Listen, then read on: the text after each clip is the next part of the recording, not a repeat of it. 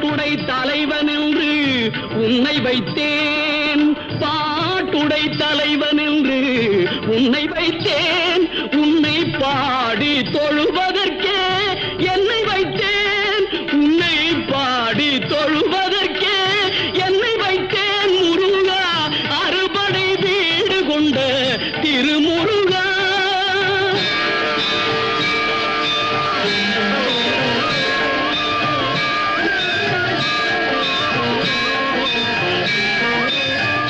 வேண்டிய மாம்பழத்தை கணபதிக்கு அந்த வெள்ளி பனித்தலையர் கொடுத்ததற்கு